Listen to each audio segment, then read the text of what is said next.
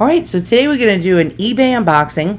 We're going to learn the history of the objects, and we're also going to find out what is a shill bid, or a shiller on eBay auctions. And let's do this in fast motion. Okay, so I'm almost 100% positive, and I'll show you actual proof that this seller bid on their own auctions. And you're like, how can a seller bid on their own auctions? Oh, there's ways, boys and girls. But first, let's go over the object. This is called a pyx, and in Greek it means like a small box. And this is usually for extraordinary people of the church, such as priests, deacons, and bishops. And they would carry the Eucharist, which is the little piece of bread wafer, to the sick and to people that are housebound. And let's open it up, if I can. I'd never opened a pyx up before in my life. Okay, so you press this in, and this pops open. And inside of it, we have a little treasure. Now, this, I'm going to smell it and see if it has holy oil on it. And I can smell some kind of church smell. And we have, again, one of my favorite, now you've seen millions of these before, one of my favorite saints, St. Pope Pius, right here, St. Pope Pius the 10th. And this is a holy relic, first class. Let's flip it over. You can see this was used a lot. Let's zoom in. And I'm trying to figure out what kind of first class relic this is. And I believe this to be, I think they call it ex carne. I'm pretty sure ex carne, a piece of the flesh. Really quite interesting. Now, the seller did not show if there was any wax seals in it. Wax seals make it official. They can be faked, but I believe this one to be real. All right, so yes, this is the real deal, and this does have the official wax seal, and so this is not a fake. Now, they would generally come with a certificate, but the certificates go missing. You rarely ever find them with certificates, and when you do, it's a lot more money for these. Now, St. Pope Pius was beatified in 1951, and he was canonized in 1954. And if you look at the stamp, it does have, it says Blessed B for Blessed Pi, and PP, meaning Pope, and X. And this is his seal. This is his wax seal. A lot of these were actually taken before he became a saint. These were actually made into relics, and then when he was made a saint, that's when they placed them out there for sale. I just made a mistake. Not for sale, but gave them away for free to holy members of the church. Now, as I'm looking closer at this could be an ex capitis, which is of the hair, because it looks like a hair-like object right here. And so this could actually be a thread, or I'm just going to try to get in there closer. Yeah, I think it's just a thread of some sort. I don't know, but yeah, my camera does not focus very well in zoom mode, so I'm trying to look. But no, the more I look at it, this is probably actually ex carne, and that is just a thread of some sort that got in there. Don't know how, but yeah, or it could be a piece of his hair, and this could be the scalp, and that could be the piece of the hair. It's very hard to tell with these things. All right, so I cleaned it with a little Simicron and glass cleaner, and it's beautiful. So what was Pope Pius X known for? He was a traditionalist in the church. He once quoted that liberal Catholics are wolves in sheep's clothing, basically saying that they like to virtue signal and call you names, like different kinds of names to shame you, and they like to elevate themselves because that they're so holier than thou that they will actually put you down and virtue signal. And he did not like liberals in the church, and he said that they were wolves and Catholic wolves in sheep's clothing.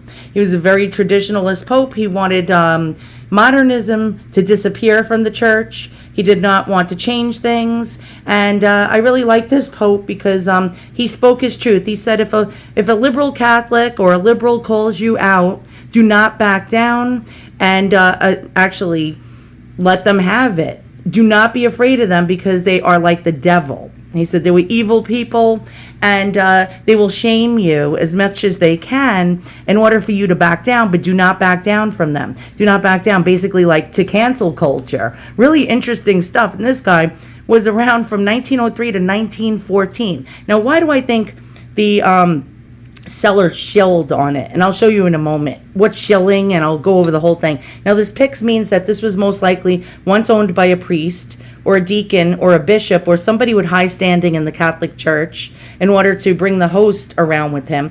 And probably this person brought this with him to bless sick and dying people.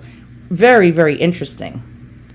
Okay, so I usually bid in the last few seconds of the auction. I'm talking usually within 6 seconds of the auction's end. Now, this had 47 bids on it. Let's go ahead and take a look. Now, we're not going to look at mine, but eBay disguises the user's name. They once actually used to give you the other bidder's name, so you can like check out shenanigans. But now you can't do that anymore. If you notice, this person here with 2 feedbacks actually bid a lot of times. I mean, a lot. You could see somebody else with 1529. It was a war between these 2 people. The person that had 1529 after their name and the person that had the number 2. Now, if you notice, now say if 2 people at the last second bid the same amount of money, who wins? Okay, so basically who wins would be the person who bid earlier. But this is really, really odd. I'll show you. It says, here we go. Hold on, I'm going to go up. And the last bid that was placed before mine came out to 137.28, but the one below that was 200. And that was the person with 2 feedback. And the time shows me that the person with 2 feedback actually bid earlier than the other, bid later than the other person. I don't know why it came up to 137.28, but at least we know that the number 2 person did bid 200. My bid went up to 202.50. So I won this by $2.50. But let's find out. How do you find out what a shiller is? Let's click on their ID, and I'm going to show you something interesting. So if you look, hold on, I'm going to back up. Okay, 30-day summary with this seller. So this particular bidder has 100% bid activity with this seller.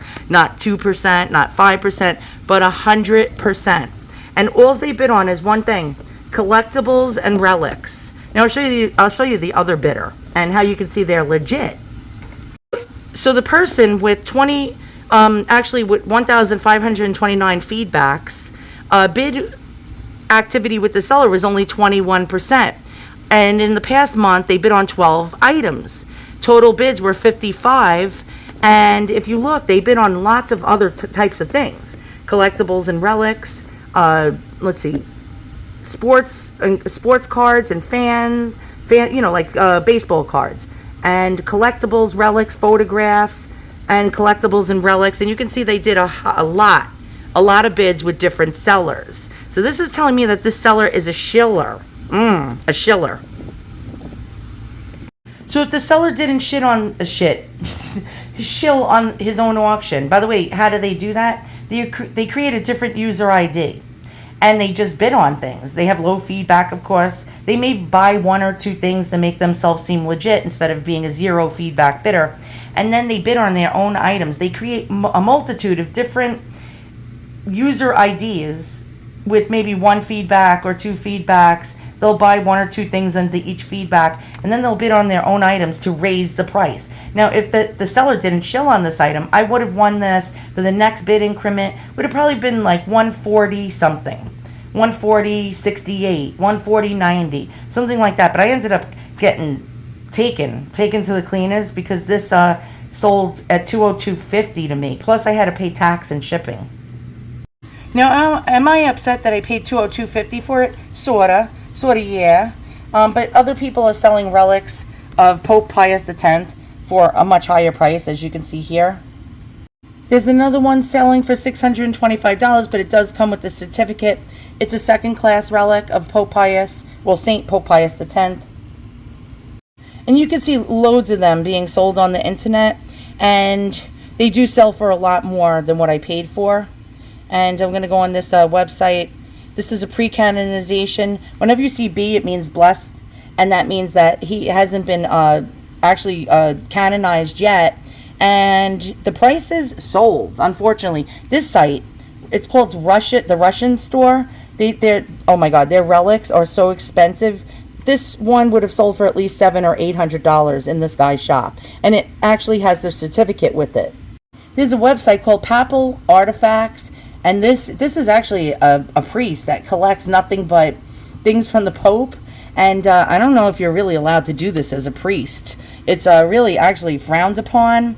But let's try to see if we could see any. We'll go into images and we'll see how much these sell for.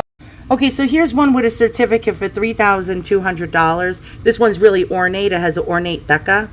And we have another one right here, Ex Indumentus. This one is $677.66. This one here is $1,200. And here's another one for $524.95. And it's just a deca with a little brass chain. So in the thick of things, I did not overpay for it. Really, I did not overpay for it. Now, I'm going to put it in something called a reliquary, like you see here. And then we're going to actually talk further. Now, before I put it in the reliquary, the Pix does add value to it, but I've seen these same Pixes being sold on Amazon for $25. So it didn't add that much value on it. Let me try to see if there's any markings or anything. I don't know if the seller just added that to it to, you know, make it more interesting, because you can buy these on Amazon. You don't even have to be a priest. But let's just get it in our reliquary. We're going to talk about what action you can take if your seller shills against you and raises the price much higher than what you would have wanted for.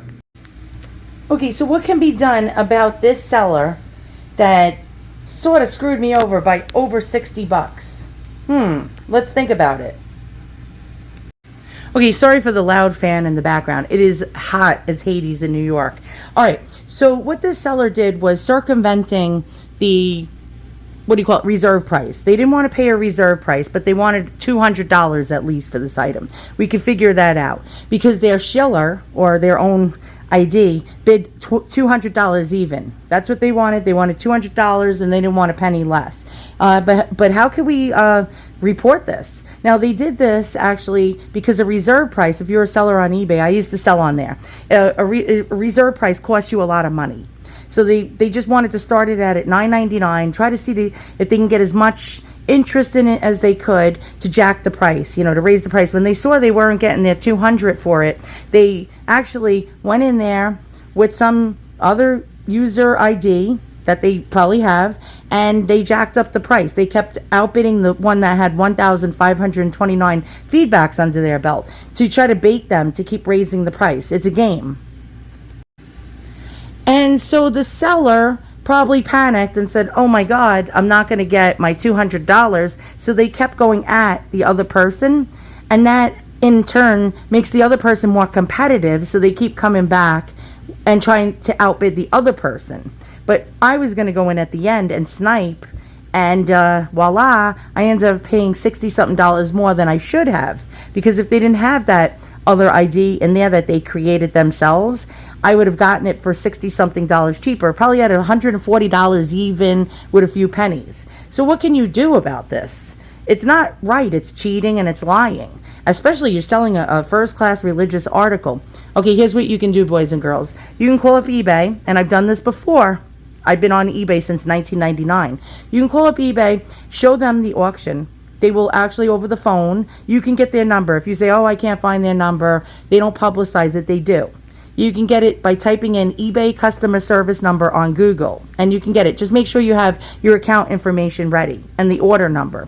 And so they're going to look like exactly what we did, but they have a tool that's greater than we have. They can check the IP address of the person that bid with the 2 feedback. And if it matches the seller's IP address, guess what, boys and girls? Unless the seller's, let's hope the seller's not on something called a VPN, where it hides that IP address. But if they're not on, chances are they're not on a VPN. And the actual eBay rep will be able to tell that they bid on their own item and actually ban every single ID and ban their main selling ID. And that's how you can get them back. And should I be doing this? And these sell in the $500 to $700 range as is, without a reliquary. With the certificates, yeah, they're worth more, but not that much more, because we have the wax seal of Pope Pius X in the back of there, saying that this is a genuine piece.